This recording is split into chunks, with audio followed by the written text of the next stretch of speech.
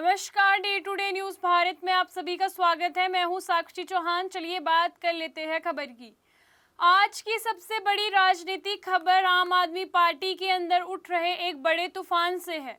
लगातार आरोप, लगातार हमले और अब आया है जवाबी वार। जी हां, राघव चड्ढा ने आखिरकार अपनी चुप्पी तोड़ दी है। सवाल ये है कि क्या ये सिर्फ अंदरूनी विवाद है या फिर एक बड़ा राजनीतिक टकराव शुरू हो चुका है।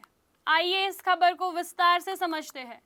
पिछले कुछ दिनों से राघव चड्ढा को लेकर लगातार सवाल उठ रहे थे। कहा जा रहा था कि वे पार्टी लाइन के खिलाफ है, संसद में सहयोग नहीं करते और बेकार के मुद्दे उठाते हैं। लेकिन अब राघव चड्ढा ने साफ शब्दों में जवाब दिया है।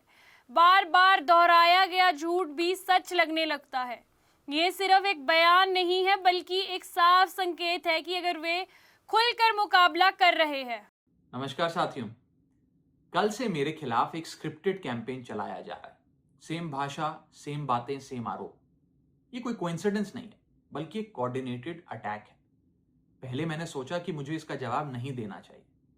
फिर लगा कि कहीं एक झूठ को 100 बार बोला जाए तो कुछ लोग मान ना लें, इसलिए मैंने सोचा कि जवाब दूं।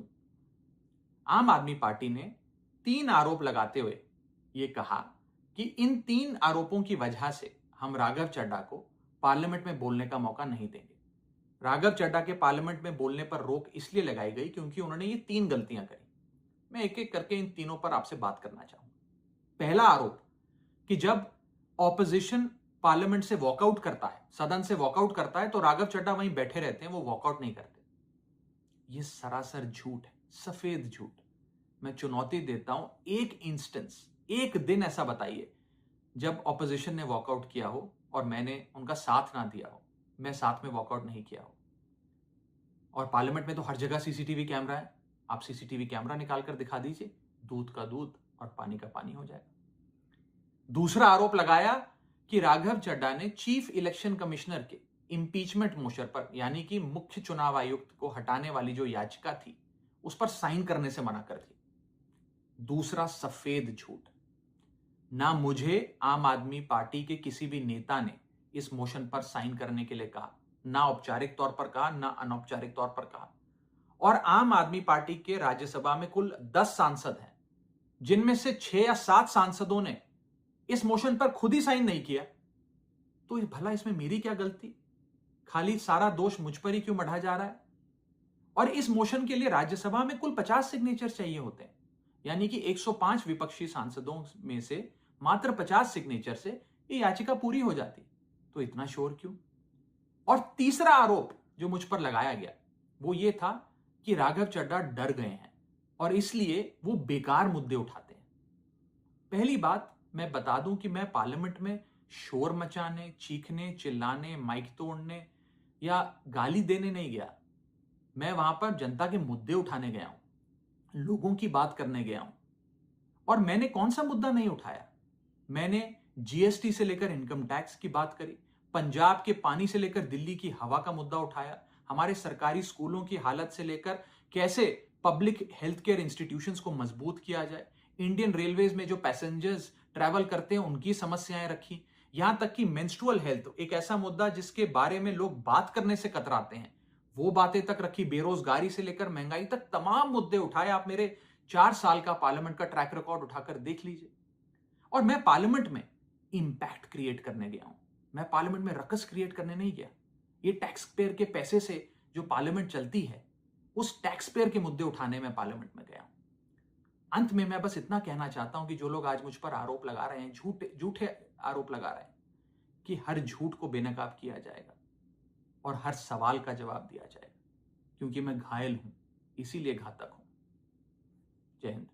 अब वे खुलकर मुकाबला कर रहे हैं। राघव चड्ढा ने अपने ऊपर लगे तीनों बड़े आरोपों का जवाब दिया। पहला आरोप था संसद से वॉकआउट। कहा गया कि वो एक कभी भी वॉकआउट नहीं करते। इस पर राघव चड्ढा ने सीधे तौर पर कहा कि अगर ऐसा है तो सीसीटीवी फुटेज जारी करो, यानी साफ संदेश है कि साबित करो या चुप हो जाओ। दूसरा आरोप था सीईसी मामला।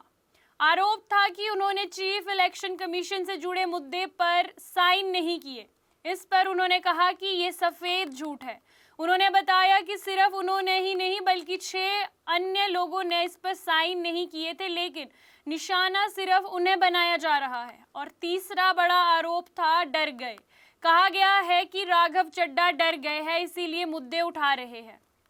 इस पर उन्होंने कहा कि मैंने हमेशा जनता से जुड़े मुद्दे उठाए हैं, जमीन से जुड़े मुद्दे, युवाओं से जुड़े मुद्दे, पंजाब को लेकर पूरे देश में मुद्दे उठाए हैं। अगर हम पीछे देखें तो वर्ष 2022 में पंजाब चुनाव के दौरान राघव चड्ढा आपका बड़ा चेहरा थे।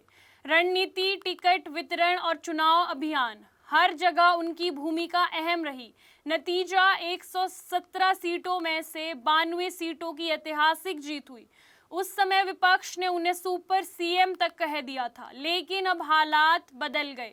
वर्ष 2024 में जब अरविंद केजरीवाल की गिरफ्तारी हुई तो पूरी पार्टी सड़कों पर आ गई थी, लेकिन राघव चड्ढा नजर नहीं आए। उन्होंने कहा कि वे यूके में थे और अपना इलाज करवा रहे थे, लेकिन राजनीति में चुप्पी भी बहुत कुछ कहती है। इसके बाद वर्ष 2025 में दिल्ली चुनाव में हार और फिर मनीष सिसोदिया को पंजाब का जिम्मा संभाला गया। इससे राघव चड्ढा की भूमिका कमजोर होती दिखी।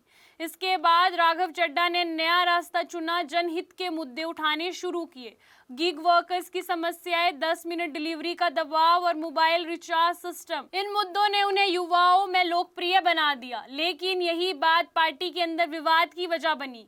नेताओं का कहना है कि राघव अपनी इमेज बनाना चाहते हैं या अपनी इमेज बचा रहे हैं। पंजाब के मुख्यमंत्री भगवंत सिंह मान ने कहा कि वे बेकार के मुद्दे उठा रहे हैं। ये बयान बताता है कि मामला अब गंभीर हो चुका है। अब सबसे बड़ा सवाल है कि क्या राघव चड्ढा को टारगेट किया जा रहा है? क्या पार्टी के अंदर पावर स्ट्रगल चल रहा है या सिर्फ अनुशासन का मामला है? कुछ बड़े सवाल और, क्या राघव चड्ढा पार्टी छोड़ सकते हैं? क्या वे नया राजनीतिक स्तर चुनेंगे?